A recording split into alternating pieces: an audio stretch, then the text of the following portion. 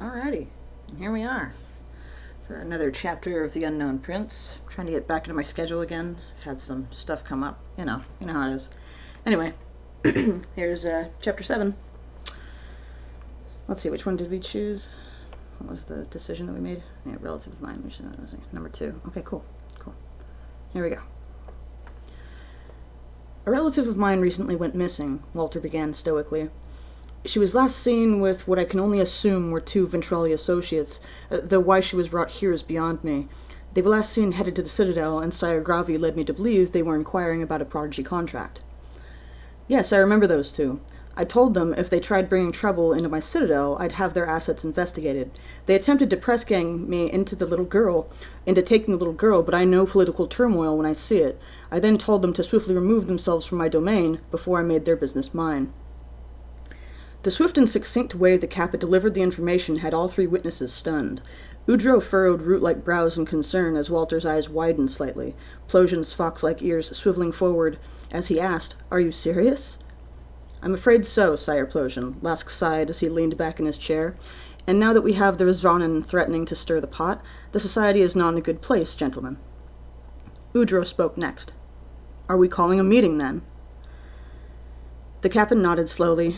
"Indeed, as soon as possible. I've been sending out messages all day. It was fortunate you both stopped by. Please inform Sire Gravi next you see him."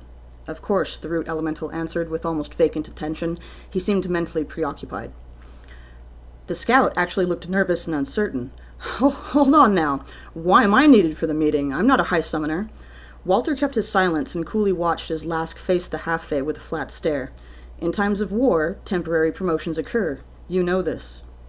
As Plosian fumbled for an argument, the nobleman re-entered the conversation. "I feel as though I'm eavesdropping on things I should not be." Lord Walter Hatt, the Kappa finally sighed as he stood from his chair and faced the small party, clasping his scaled hands behind a shelled back. He offered dazzling golden eyes to the vampire. "I'm fully aware of who you are and the position you now hold. I realize it hasn't been announced, but those of us on the High Council are quite aware. Do not pretend this information would not eventually reach your ears." Walter paused for a brief moment and considered how best to respond. All right. Here are your 5 options for this particular chapter. Here's option 1. "Well, since there's no reason to feign ignorance any longer, in what way can I assist with this matter? It sounds as though the society may be going to war, and if so, this inhibits my ability to conduct my investigation." Here's option 2. "So I'm perhaps savvy to more than I let on. This is true. My intentions are pure, however. I simply wish to find my daughter." Here's option 3. "I hadn't meant to employ deception. I simply didn't want to announce my presence once I arrived in town for the sake of my goals. This matter is very personal to me." Here's option 4. "Pretenses aside, then, Sire Lazk, do you have any idea where my daughter has been taken?" And here's option 5. "I'd wanted to avoid flashing my insignia this way and that, but since you are already aware, my business has nothing to do with the society. This is a private matter, one I would like handled swiftly and efficiently, if you are understanding my meaning, sire. Like yourself, I have no time to waste."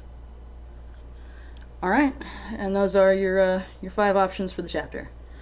Short chapter as per usual, but, conversation is a tense conversation. It really matters how Walter responds here, how he might be seen and taken from now on, especially considering the society and the predicament they seem to be in. So, yeah, thanks for listening, as always.